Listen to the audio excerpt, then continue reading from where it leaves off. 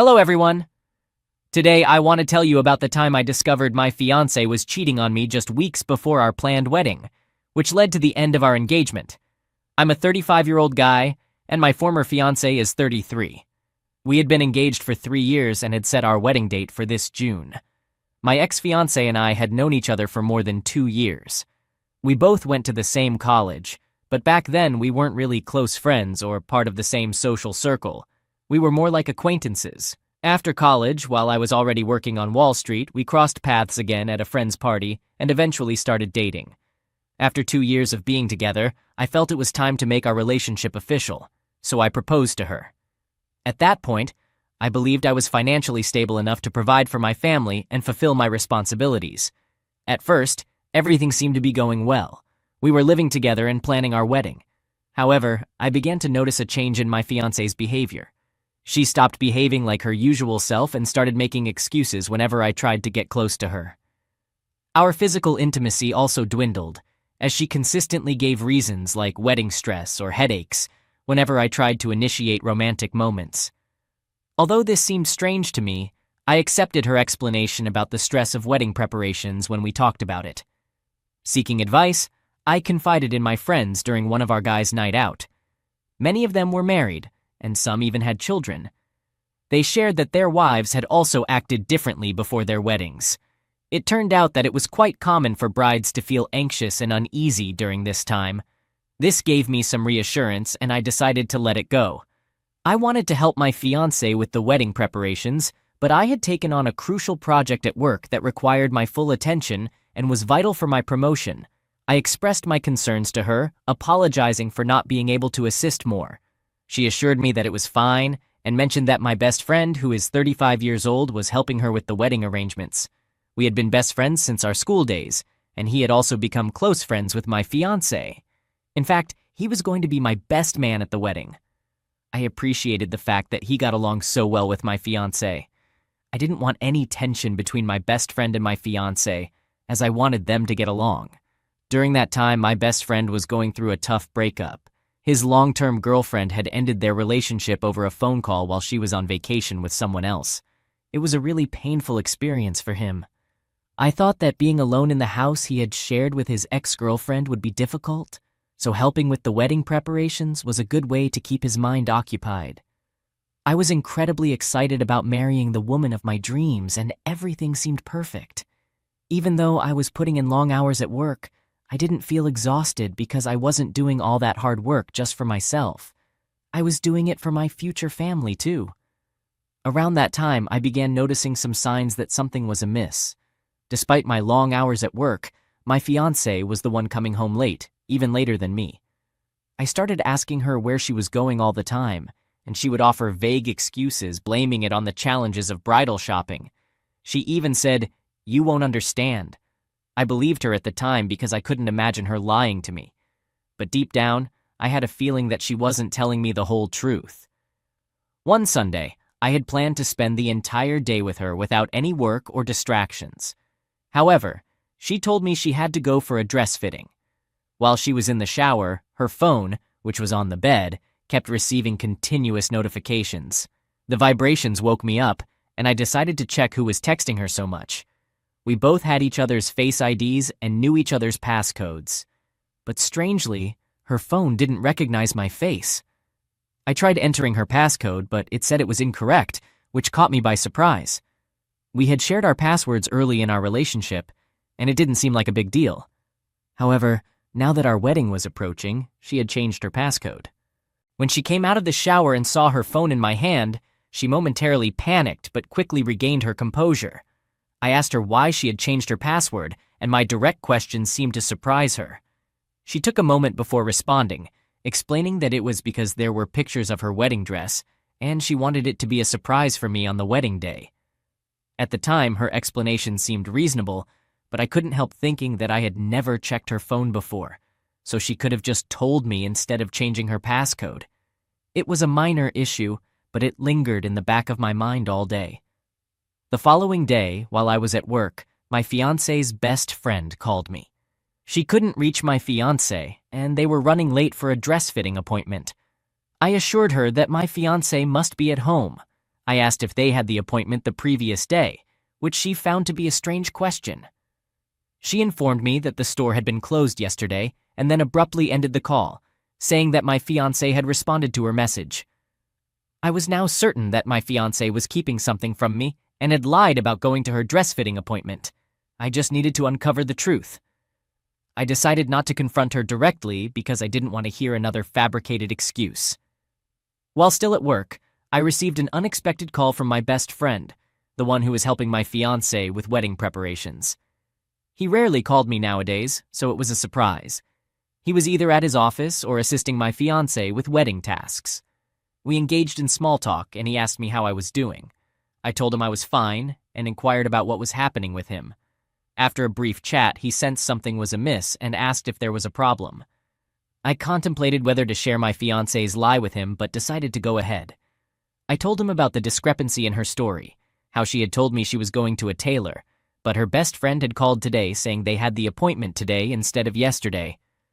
"Oh, buddy, you're getting worked up over nothing," he assured me. I asked him how he could be so sure, and he explained that my fiancé had attended the fitting for the dress she was wearing during the rehearsal yesterday, and today's appointment was for the wedding dress.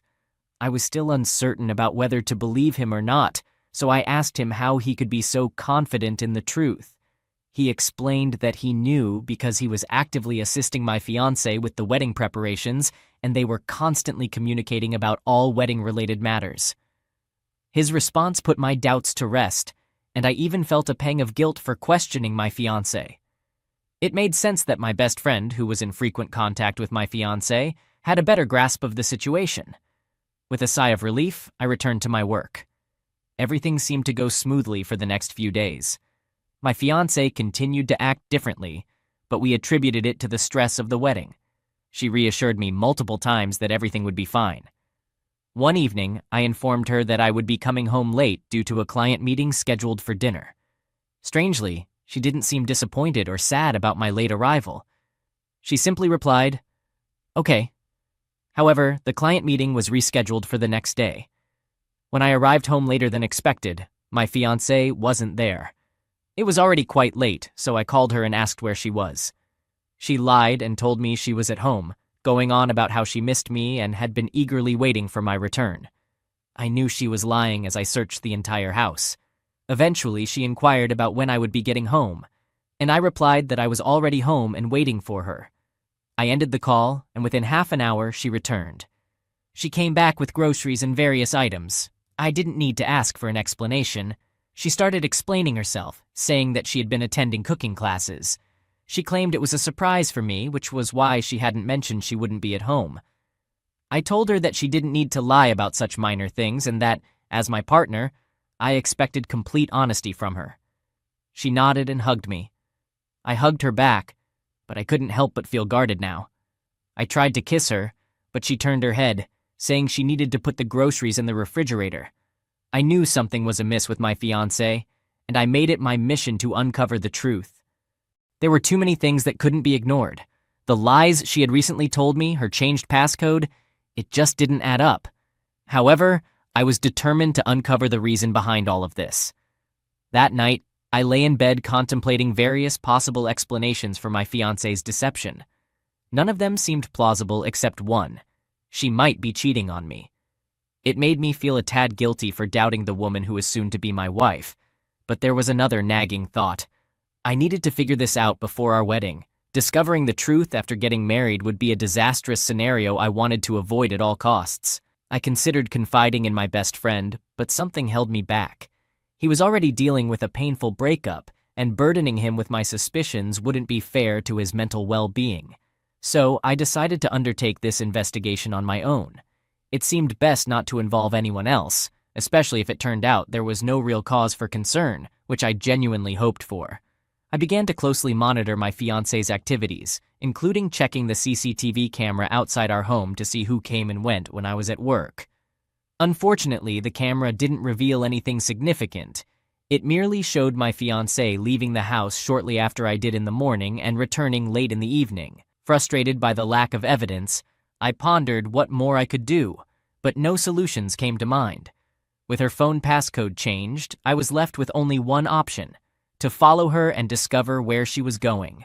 It felt like an invasion of privacy, but I was driven by the need to uncover the truth before our impending marriage, so I resolved to tail her. The following day, I told her I was heading to work as usual, but instead, I parked my car a few streets away from our house and waited for her to leave.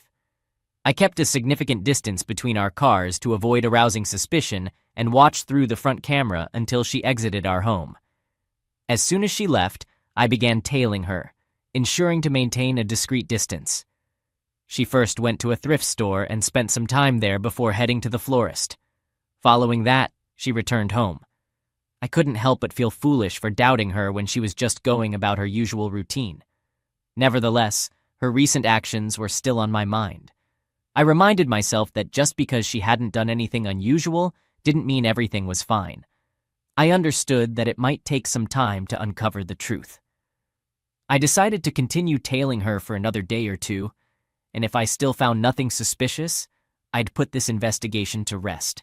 Everything appeared normal when I returned home that evening. I repeated the same routine the following day, but my fiancée didn't deviate from her usual activities. Even though something felt amiss, she hadn't acted differently during these 2 days. A fleeting suspicion crossed my mind that perhaps she knew I was following her, but I quickly dismissed the idea. I hadn't shared my suspicions with anyone, and I had made sure to maintain a considerable distance when trailing her car. On the third morning, I received a call from my best friend regarding my bachelor's party. I informed him that I was open to any plans he had in mind. There was a lot of background noise, with loud Spanish songs playing. I couldn't ask him about his location, as I received another urgent call from work that required me to head to the office. At that point, I didn't see much point in continuing to follow my fiancée, as her activities had remained consistent. I went to the office and attended to my tasks. Later, I received a call from the jeweler responsible for crafting our wedding rings. They hadn't received my fiancée's ring size, so they reached out to me. I dialed my fiancée's number to request her ring measurement. What struck me immediately upon her answering the call was the loud Spanish music in the background. I inquired about her whereabouts, and she mentioned that she was with her best friend, not mine. I relayed the jeweler's message, and she assured me she would visit the store in the evening to provide her ring measurement. I ended the call, but something didn't sit right with me. The simultaneous presence of loud Spanish music in the background of both my fiancé and my best friend's calls felt more than coincidental. I decided to call my best friend again and asked him where he was. He explained he was at a cafe for a client meeting. He worked for an event management company, which was why he had volunteered to assist my fiancé with wedding preparations. However, when I heard a distinctive high-pitched laugh in the background, I recognized it immediately as my fiancé's. The laughter abruptly ceased, leaving me with a sinking feeling. My friend came up with some excuses to end the call abruptly. There didn't appear to be any reason for my fiancé or my best friend to lie if they were together. I knew they used to spend time together discussing wedding-related matters. So why would they deceive me? Deep down, I had a hunch about the answer, but I wasn't ready to accept it so readily. I chose to remain silent until I had substantial evidence to confront them. Instinctively, after work that evening, I didn't head straight home. Instead, I went to my best friend's place. His car was not there. I checked the time. It was around 6 o'clock. Only then did I proceed to my own house. Upon arriving, I checked the time again, realizing it had taken me just 23 minutes to get home from my friend's place. The same amount of time it took my fiancée on the night she claimed to be returning from a cooking class. At that moment, I was convinced that both of them were lying to me. I needed to see it with my own eyes to confirm my suspicion. Once inside my house, I noticed that my fiancé was still absent. I freshened up while contemplating the turmoil in my life. I was on the verge of marriage, yet my fiancé was cheating on me, and worse, with my best friend. Despite my small glimmer of hope that all my fears were unfounded, I feared the worst. The following day, I continued to shadow my fiancé. She followed her usual routine, including a visit to the thrift store. She went about her regular activities, and just as frustration was mounting due to the lack of evidence, I spotted my best friend entering the thrift store. However, this still wasn't enough to confirm or dispel my doubts. Perhaps he was merely assisting her with wedding-related tasks. He emerged from the store after 45 minutes, leaving me with no concrete evidence, which was becoming increasingly frustrating. The next morning, as I was having breakfast, I suddenly remembered leaving a file in the bedroom. I retrieved it and saw my fiancée dressing after her shower. As I walked past her, my attention was drawn to a hickey on her shoulder blades. It was definitely not from me, as it had been over a month since we had been intimate. I halted beside her, and she appeared surprised as I stopped in my tracks. My finger traced the outline of the hickey. She trembled, a shiver of the unsettling kind coursing through her. I didn't need to inquire about what had happened. She volunteered an explanation. "Yesterday I was wearing an off-shoulder top, and I got bitten by an insect," she began. "It hurt a lot at the time." I expressed my doubt, suggesting it didn't appear to be an insect bite. This made her anxious, and she continued to weave a web of lies, insisting that it was indeed an insect bite. I chose to remain silent, my determination growing stronger to unearth evidence to confirm my suspicions. As soon as I got into my car, my first action was to review the CCTV footage from the previous day. As I suspected, my fiancée hadn't been wearing an off-shoulder top on that day. The recording showed her in an outfit that completely covered her shoulders. Although it seemed fruitless, I spent that entire day shadowing my fiancé. Finally, I stumbled upon something significant. I observed her heading straight to my best friend's house, where he warmly greeted her with a hug. They entered together and remained inside for almost the entire day. I knew that if I rang the doorbell, my suspicions would be confirmed, and I would find them together in bed. Instead of using the doorbell, I quietly employed the spare key my friend had given me long ago for emergencies. He also had a spare key to my house. I opened the door with utmost discretion and proceeded inside. My fiancé's purse lay on the living room couch. Following the sounds, I tiptoed toward the origin of the noise. I took cautious steps to avoid making any noise, eventually arriving at the bedroom door. Their voices were distinctly audible. My fiancé was sharing how I had nearly caught her that day, saying, "He saw the hickey. We have to be more cautious from now on."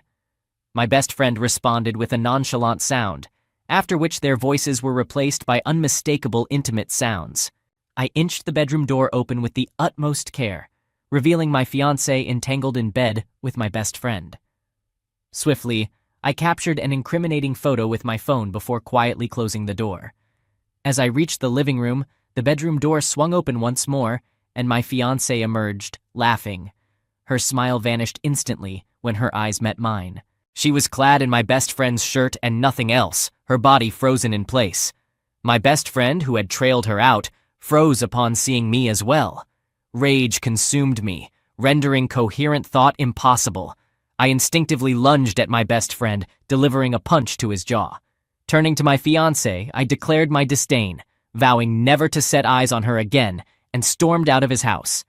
Instead of heading to work, I headed straight home, lacking the energy for anything else. Despite my prior suspicions, this betrayal cut deep. My best friend and my partner. Just as I pulled up at my house, my fiancé arrived as well. I ordered her to leave my property, but she defied my words and followed me inside, tears streaming down her face as she implored me to hear her out. I understood that there was nothing she could say to justify their actions, but curiosity got the better of me. I decided to allow her to speak. She hesitated at first, shocked by my willingness to listen, but then began to explain. It all began when she started planning our wedding. After my best friend's breakup, she claimed she was merely consoling him as he was devastated. One thing led to another, and they shared a kiss. It was never meant to be anything more than that. She sobbed as she recounted her story, and I couldn't help but express my disdain. "You were helping him move on by sleeping with him," I retorted with a harsh tone. She flinched at the sharpness of my voice but continued, apologizing profusely and promising to do anything to earn my forgiveness. She spoke of the life we had ahead of us, pleading with me not to let one mistake ruin everything. The more she spoke, the more my anger grew. It was as if she expected me to forgive her infidelity, as if it were a trivial matter. A thought crossed my mind. I could easily end our relationship right then and there, announcing the cancellation of the wedding. The wedding was only 5 days away, or I could make my fiancé and my best friend truly suffer for their betrayal. I chose the latter option, allowing my fiancé to plead her case further. She convinced me that everything could be perfect from that point on, urging me not to cancel anything and to enjoy the bachelor party. She argued that it was a once-in-a-lifetime opportunity. All our guests were arriving early to join in the bachelor party festivities. It seemed like the perfect plan, and I decided not to cancel anything. My fiancée couldn't believe what was happening. She probably thought there was no way I could forgive her for cheating, and she was correct in her assumption. She was about to find out what consequences awaited cheaters. On the day of the bachelor party, I met my best friend again. He insisted on coming to my house instead of heading straight to the club where the party was to take place. As soon as he walked in, he began to apologize profusely, expressing how he never intended to jeopardize my relationship with my fiancée. I reassured him, telling him that I forgave them both, emphasizing that everyone makes mistakes. I was giving them a second chance. I went to the party venue with him and mingled with our other friends. No one suspected that I was merely putting on a facade and had no real intention of following through with the wedding. I acted as if I were having the time of my life. Throughout the night, I couldn't escape thoughts of their betrayal. My fiancée was staying at her parents' house until the wedding, which I believed was for the best. I didn't think I could bear to see her face without being reminded of her betrayal. My mind drifted back to the day my best friend had called me, claiming she was at a dress rehearsal dress fitting. It was a lie, as she was with him, and they must have known that I had spoken to her best friend, who had confirmed that the store was closed. I had decided that I would put an end to everything during the dinner, ensuring that everyone knew the truth behind why the wedding was being called off. My fiancée would be attending the dinner with her parents. I had arrived at the venue ahead of time and arranged for a projector with the staff. Guests began to arrive, including our immediate families and closest friends. In a twist, I had informed the officiant to arrive a bit later than planned. My fiancée began to worry about the officiant's absence, but I reassured her with a smile and said it was okay. I then announced to everyone that while we waited for the officiant, I had something important to share. A member of the wedding party suggested I could save the toast for later, but I insisted on speaking right then. I started my speech by recounting how I had met my fiancée and emphasized how perfect our relationship had been. She looked at me with tears in her eyes, smiling. Little did she know what was about to unfold. I expressed my gratitude for everything she had done for me and my family, highlighting her selflessness. I praised her as the most considerate woman. I then dropped the bombshell, revealing that she had been sleeping with my best friend to help him move on. A tense silence filled the room as everyone absorbed my words. My fiancée froze in her spot, and I shifted my attention to my now former best friend. I shared our long history of friendship, recalling a school memory where we had defended each other. I spoke to him directly, saying, "You really were like a brother to me," and then projected the incriminating photo on the screen. Gasps filled the room as the image of my fiancée and my former best friend, naked in bed together, became visible. I turned to look at my fiancée, but she was facing the floor. Approaching her, I told her never to appear in front of me again and demanded my ring back. While the ring itself held little value to me, I didn't want her to possess that symbol of commitment. She handed it to me with trembling hands. I informed her that I had already arranged for movers to take her belongings, emphasizing that she should never set foot on my property again. The guests exchanged whispers and stares as the shocking events unfolded. I thanked everyone for attending and announced that the wedding was canceled. Nu Yun was taken aback by this revelation, though given the circumstances, it was evident that the wedding could not proceed. I informed her that I would send her the bill for all the expenses, leaving her shocked. I simply shrugged and informed her that she was no longer responsible. Her unfaithfulness had led to the cancellation of the wedding, so it was only fair that she would cover the expenses. With that, I left the hall without looking back, ignoring both my fiancée and my former best friend. This time, they didn't attempt to convince me or argue. The next day, movers arrived and took away all of her belongings. I made sure nothing of hers remained behind, ensuring she had no excuse to return to my place. I didn't have to send her the bills. The vendors communicated directly with her since she had handled all the wedding arrangements, and she couldn't bring herself to send those bills to me. I blocked her on all social media platforms, as well as her phone number. I wanted to eliminate any negativity from her in my life. I carried on with my life, holding my head high. I heard from someone that my ex-fiancée couldn't meet anyone's eyes and had gone to live with her cousins in another state for a while. My former best friend never attempted to contact me after that day. He sent my house keys through a mutual friend. Everyone was aware of their betrayal, and no one was associating with them. They were facing the consequences of their own actions, and I couldn't help but feel justified. I continued living my life, knowing that I had been faithful to my fiancé and a good friend to my former best friend. I didn't deserve what they did to me. I started therapy sessions to move on and find happiness. Thank you all for listening up to this point. Update. It's been 6 months since my last post and almost a year since I called off my wedding. I learned through a mutual friend that my ex-fiancé began dating my former best friend. Yes, the one she slept with. They officially started dating 2 months after the wedding was canceled. They were initially happy, but as word got out, they became the subject of gossip and encountered relationship problems. Eventually, my ex-best friend cheated on her with a colleague from his office. She found out months later and broke up with him. As soon as I learned this, I thought of sharing it here, as I had previously shared everything else. Update. It's been 2 years since I posted about discovering that my fiancé cheated on me with my former best friend. In my last update, I mentioned that she had also broken up with him. After their breakup, she tried to contact me again. Since she was blocked everywhere, she approached me at a party. She joked about how it seemed fitting to ask for my forgiveness at a party since everything had begun with one. I chuckled at her and made it clear that I had no intention of getting back together with her, even if she were the last person on earth.